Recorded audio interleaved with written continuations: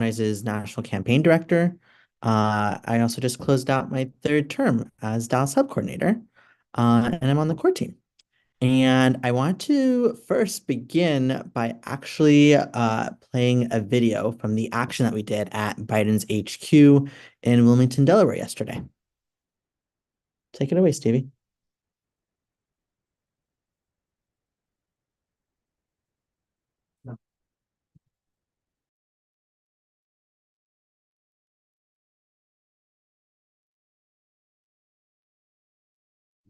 I don't know. Did you pass it to me, Kiedis? Nope, I passed it to Stevie to play a video. Sorry. For our other fun fact is that Stevie and I are in Stevie's bedroom and I'm watching her do the tech on two different screens. And it's quite fun watching her slightly stressed.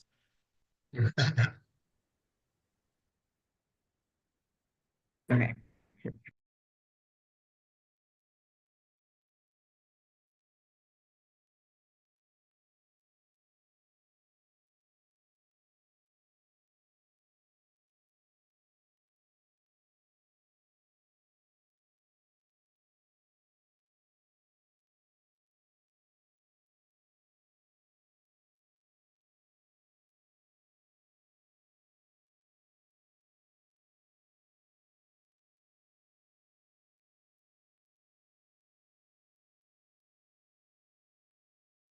Can you guys hear the video? Are we still working on that? Yeah, for some reason Instagram is not sharing it. Sorry. Like the audio. This is not working either.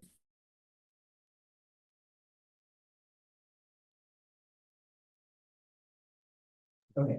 All right, folks, as we are figuring out our tech issues, I'm going to keep it pushing and keep it moving. So as you might know, yesterday, about 100 Sunrisers were in Wilmington, Delaware, where Biden's 2024 campaign headquarters are, and we took action. It is working. I'll pause for the video to play. This is his legacy. This is Joe Biden's legacy. Oh, my home is under attack. Wildfires, storms, drought, hurricanes. The climate crisis is here, and Biden has the power to do something about it. All we're asking is that he use the tools at his disposal. I'm putting my life on the line, my body on the line, and all we're asking is that he declare a climate emergency, that he stand with us and fight for a livable future, and that he make good on his campaign promises. He promised to end offshore drilling. He promised to ban the expansion of new oil, gas, and coal plants on public land, and he has failed to do that. This is his legacy. This is Joe Biden's legacy. Oh, my home is under attack. All right. That was a pretty intense video. That was Shiva. He is a Sunriser and a hub coordinator at Sunrise UNC. And that was him being escorted out of Biden HQ after getting arrested. And he was talking about why he was taking action in this moment, about what this year means to him. And I'm wondering if a couple of folks could drop something in the chat about like, how does that video make you feel? How does that moment make you feel?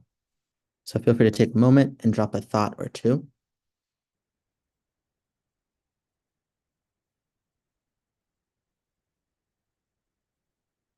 Isaac saying uncomfortable. Ovi saying that the cop had the weirdest mustache. Cindy saying grateful for him. Maybe a handful more.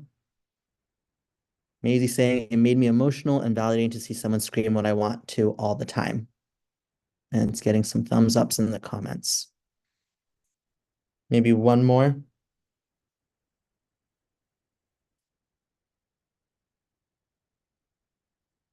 Kimber saying empowered to see him. Oh, they're coming in. See him wearing a Sunrise shirt and being so emotional. Ryan saying agree, validated and empowered to speak. All right. Thank you all for sharing. Yeah, so I said before yesterday about 100 Sunrisers took action at Biden HQ. And we were there to demand that President Biden declare a climate emergency and deliver on a lot of really critical things that are necessary for young folks, for Black and Brown folks in this country. for femmes and queer and trans folks. And I want to tell you a little bit of background about what was happening in that moment and in that day. And so we arrived to Philly Sunday, and we spent a good long while getting to know one another. Everything from circles and pair shares to build community and understand one another, as well as getting clear in our stake in the climate crisis and in what and who we are fighting for. And we also formed teams so that everyone would have a role.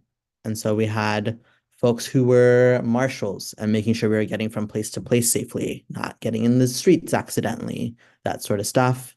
We had care bears who were dealing with medicine and food and taking care of one another. We had our comms team doing a lot of production from photo video.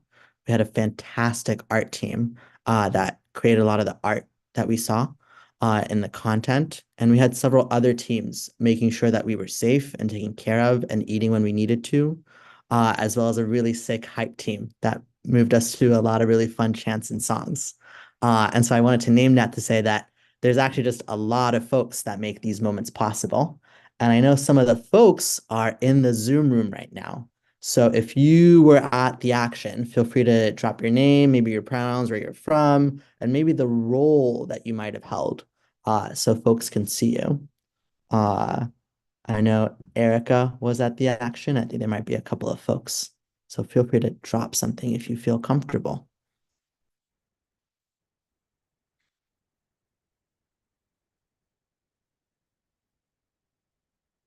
All right, someone from Boise.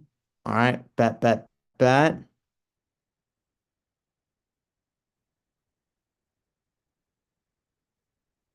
right, Ryan from KC was the action.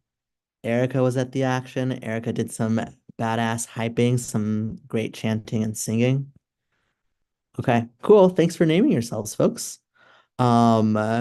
And so that's a little bit of the context of the action, but I actually want to hand it off to someone who took escalated risk at the action to tell her story. So I want to hand it off to Erica. Yay, thanks, Ketis. So I've been all over the country at Sunrise Actions, been to DC a lot, but I felt really lucky that we had an action so close to my home in Philly. And so on the day of the action, I woke up in my own bed, and I started to prepare myself mentally for what I was going to do, because I was going to do something crazy. I was going to go pretend to be an employee in this huge office building and, pretend to drink my coffee, go upstairs, take off my hoodie, reveal my Sunrise shirt underneath, and then go sit in front of the doors of Joe Biden's campaign headquarters to make sure that to remind him that young people are the people who put him in office and that he needs to deliver for us if he wants to be elected again. And I was preparing myself for that. And I knew I was going to tell a story. So I was practicing on the bus ride over. I was practicing. And my hands were shaking. And even when we got outside, it was really cold. My teeth started to chatter. But as we walked into the building, I started to feel really warm, because I had people with me who were going to do the same thing. So we're up in this conference room, and we take off our hoodies and we show our Sunrise shirts, and we go walk to Joe Biden's headquarters, and we unfurl our banners, and we're getting weird looks from people in the hallways, and we start speaking, and I tell my story, and I tell my story of when I was in elementary school. One night I was sitting up curled in a ball on the floor of a pitch black room, and I was really scared because a storm had knocked out the power, and so me and 30 other kids were shaking in the dark. And our teacher, I could see the fear in his eyes, because outside you could hear the wind and rain crashing on the pavement, and you could hear branches snapping, and you could hear rocks hitting the windows. And I was afraid that one of those branches was knock through the window and crush me. But thankfully, my teacher ran into the other room and he brought flashlights. And he gave us all flashlights and showed us how to make a shadow puppets. And all of a sudden, the room was bright and warm, and we were laughing. And we forgot about our fear. But that fear came back for me. because the next day, my mom, we walked to a park by our house, and I saw trees snapped in half and telephone wires dangling and cars crushed. And my mom wouldn't let me play at the park that day because there was glass all over the floor. Um, and as I started to tear up, she laid down on one knee. She got on her knees, and she said, "Erica, everything's going to be okay."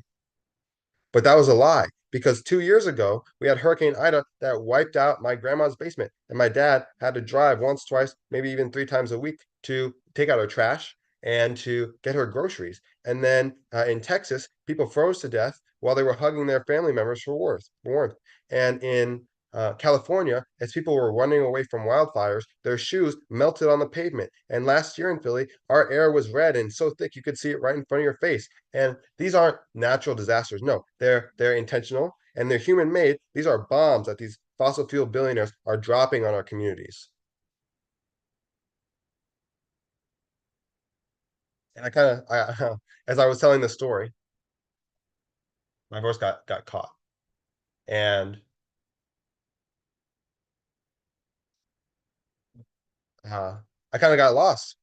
But my friend behind me started chanting, got my back, and he said, "Biden, Biden, can't you see this is an emergency? Biden, Biden, can't you see this is an emergency?" And I got my grounding because I knew my friends had my back. And I told Biden directly, and I said, "Look, I'm not stupid, right? I know Trump is bad. Um, I'm a trans woman. I know he wants to. He and his MAGA Republicans want to erase me from existence. But I'm still not going to vote for you, Joe Biden, unless you declare a climate emergency. Because if you don't, everyone I love is going to be erased from existence." And he's forgetting something crucial, right? Which is that young people put him in office, which is that young people together over the country have more power than he could ever imagine.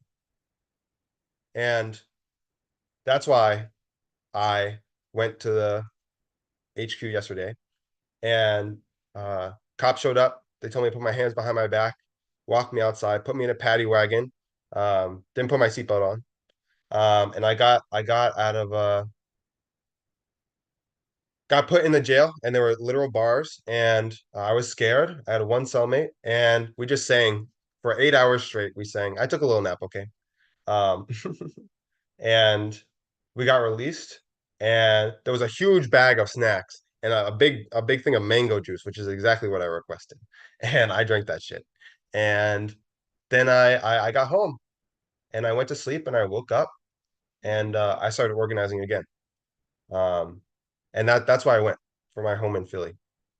So I'm so happy to be meeting you, and I'm so happy that you're here to fight for your home as well.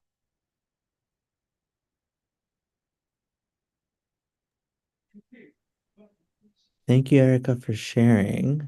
I would like to take a moment to share some resonance for Erica's story.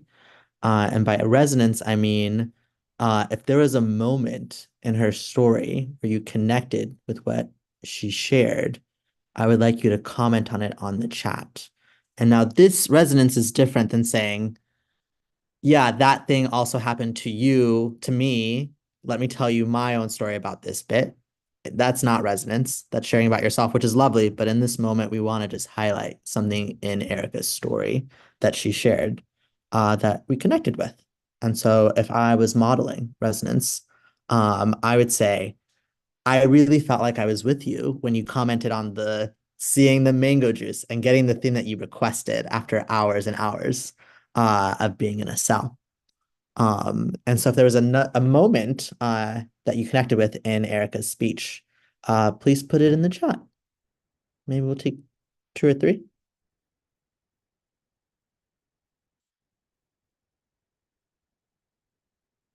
Maddie saying, Maddie days.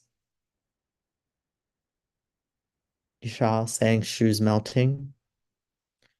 Rihanna saying, I was really with you when you acknowledged Trump is bad, the worst, but that doesn't let Biden off the hook.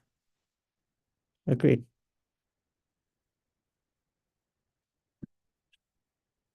Maisie saying, I connected to fearing for family members with increased storms and disasters from climate change. Cindy saying, when the teachers gave you flashlights. Ryan says, resonate with police not doing the bare minimum to maintain your well-being. Drew saying how the effects of climate continually affects us and never stop. Okay. Thank you, Erica, for sharing and for the folks that provided resonance. Yeah, and Ketis, I just want to say real quick, it means a lot that y'all are putting stuff in the chat. It makes me feel full. I'm glad you feel full. All right. And so I think next I want to give a little further context about why this action, why this moment. So if I could get the slides back. I want to name some things that are incredibly obvious to everybody in this room, but still feel necessary to say. And some of those things are we are in a incredibly difficult and challenging time, like many times in world history. But this time in particular, we're experiencing horrendous climate disasters, slow-moving disasters like heat waves and flooding that feels like it comes every couple of weeks. And as we all know, we are living through a climate crisis where every fraction of a degree averted means thousands of lives saved. 2024 is also an election year where it feels like, as young people, we are once again put in a shitty space of choosing between two shitty candidates, and how it feels in some ways that electorally we don't have choices and that we must pick the lesser of two evils, and how it feels in some ways quite similar to 2020. Oh, well, I apologize. And how difficult and challenging that is, as we have a president that is quite directly funding a genocide in Palestine, as well as flip-flopping on climate action, where one day he delivers on the American Climate Corps, a jobs program that Sunrise pushed pretty hard for several years, as well as greenlighting more gas and oil production in 2023 than in any point in US history ever. And so not to get us down, but to name the very real and legitimate conditions that we are living through, and to highlight that young people in Sunrise and in many other movement spaces are fighting boldly and with full heart for the world and vision that we deserve. And so I want to shout out the folks like Erica and Ryan and Robert and other folks who showed up and showed out yesterday. And I want to talk a little bit about our climate emergency campaign, which is the campaign that Sunrise is running this year to win as much as possible for the Green New Deal. And I want to give a little bit of context about this campaign, first starting with what we have already done. And so if you're a Sunriser, you might remember in December, we launched our campaign digitally on December 5th with dozens of house parties across the country, where we got grounded in the stakes and the vision for what we were fighting for. And we followed that up in Iowa during the caucuses, as well as New Hampshire during the primary, to show GOP presidential candidates that they couldn't run on the lies of climate denial or being fully bought out by fossil fuel executives. And yesterday, we, as you know, headed to Joe Biden's HQ to let him know that he's not off the hook and that we're going to continue to come after him. And I wanted to give you context for why we are doing those things and exactly what we are fighting for. So, in our climate emergency campaign, it's an executive action campaign. Next slide, please, Stevie. Demanding 3 buckets of things. 1, green union jobs. 2, ending the fossil fuel era. And 3, preparing for climate disasters. I want to say a little bit more about some of these tidbits to make them clearer.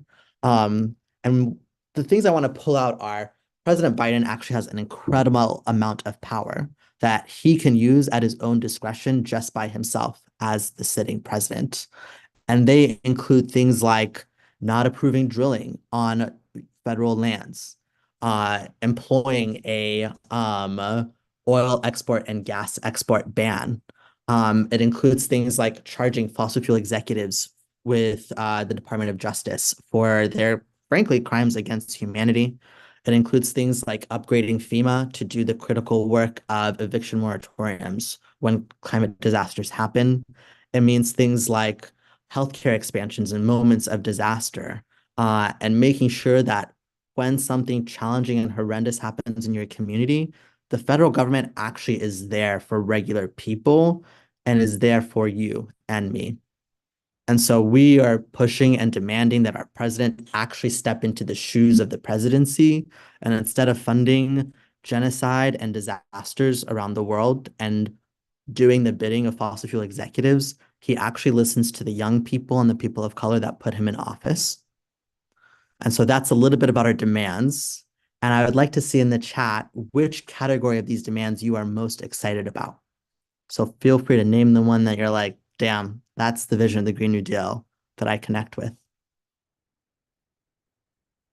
Seeing Riley say green union jobs, seeing Oscar say the same, Drew saying ending the fossil fuels, Megan agreeing, Ollie agreeing. Wow, everyone really is trying to end the fossil fuel era, which I am totally excited to do that with you. Okay, cool. Now I know which one to lead with. And so that's all right. And seeing the preparing for climate disasters, honestly, those, oh my God, I would go on the website and read the preparing for climate disaster examples because they really connect at the ways that we actually experience the disasters on the ground, in moments of despair and seeing the difference that we can be living. And so with that context, I want to move us into thinking about what the climate emergency campaign will look like over the course of the year. And so I'm going to give you a quick snapshot from season to season and do a little bit more of a deep dive. But in the spring, we are going to continue to bring heat to Biden. And we're going to show up at so many Biden events that he's not going to really like the color yellow anymore. And in the summer, we're going to be taking action in moments of disaster to highlight the world that we want to be living in and how we have choices and politicians must make the choices that we demand of them. In the fall, we will continue the battle and return back to targeting the GOP, as well as some electoral work. And in the winter, no matter what happens in the presidential election or in the House or the Senate, Sunrise will be here and fighting for the vision of the world that we deserve. Now let's do a little bit of a dive into what each one of these means. Next slide. In the spring, as you might have noticed, Sunrisers have been asking pretty critical questions of politicians in states like Iowa and New Hampshire, and we plan to continue that. So wherever Biden might be having a public event, I'd love if someone with this sweater on was there to ask him why is he allowing fossil fuel millionaires to own him and not protecting young folks. And so that might look like in the federal campaign, us targeting Biden. That could look like if you're running a local campaign in your community, targeting your city council member, your county commissioner, and functionally asking them the difficult questions that the public deserves to know. So if you're wondering what a bird dog is, it functionally is asking a clear moral question to a politician or target on camera. We will also be doing another day of action on Earth Day across the country. So this will be an exciting moment where dozens of hubs and our movement will be taking action on the same day. And we will be returning to the critical electoral work like protecting Summer Lee, who is a squad member in the Pittsburgh area. In the summer, we will be doing climate disaster response actions. And what I mean by climate disaster response actions are, in moments of disaster, oftentimes we are shocked and still processing what is occurring. And it's a critical moment where young people are looking for direction and hope. And our plan is that our hubs and national are ready to paint a clear vision of what could be different around a climate disaster. So if you're running a local campaign or focusing on a local issue, that might be a critical moment to highlight, hey, actually our city council could be doing something about the forest fires. Or my state governor who hasn't talked about the Green New Deal, this is a clear moment where he could be taking action. And as you might have also guessed, there will be even more Biden actions, maybe the DNC, maybe someplace else. as well as to continue to protect squad members like Jamal Bowman and others. And in the third quarter of the year, we will defend our battleground. And what I mean by this is I personally do not care for Joe Biden.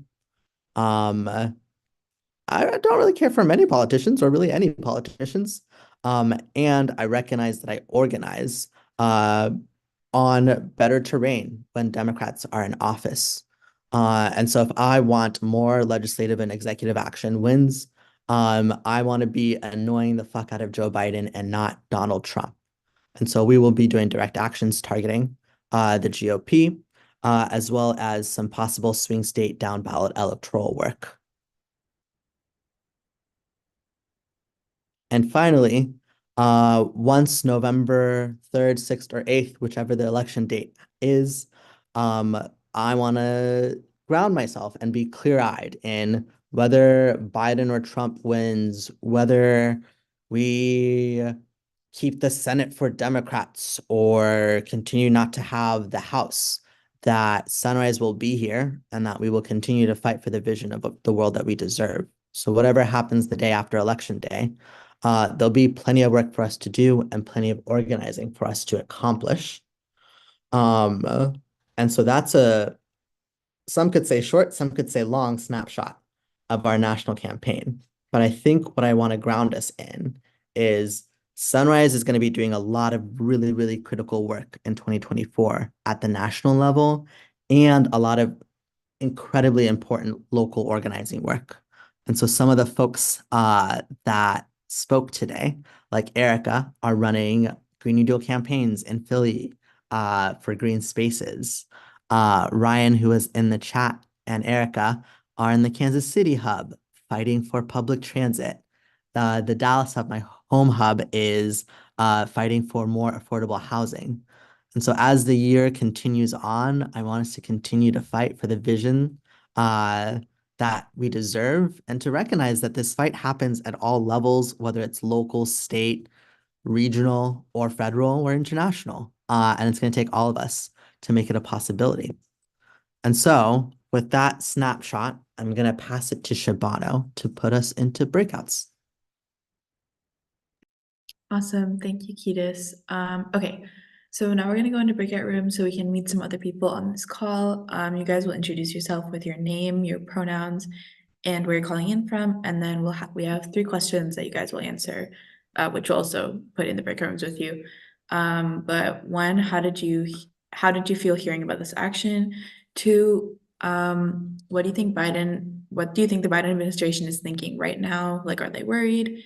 And then 3, would you feel excited about taking part in an action like the one we just told you about? So we'll create the breakout rooms right now, and then you guys will go in there and discuss with the people you talk to.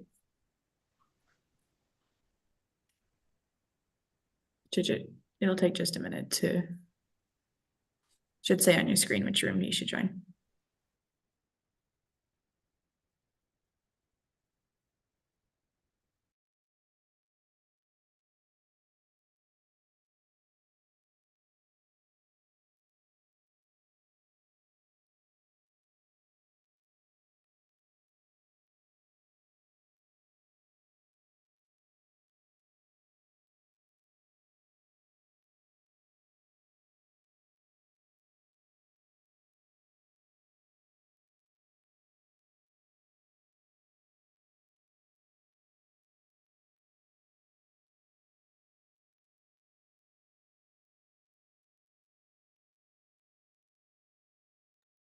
All right, and if you are watching on the live stream, I wanted to give you a little bit of context about how you can continue to participate in Sunrise.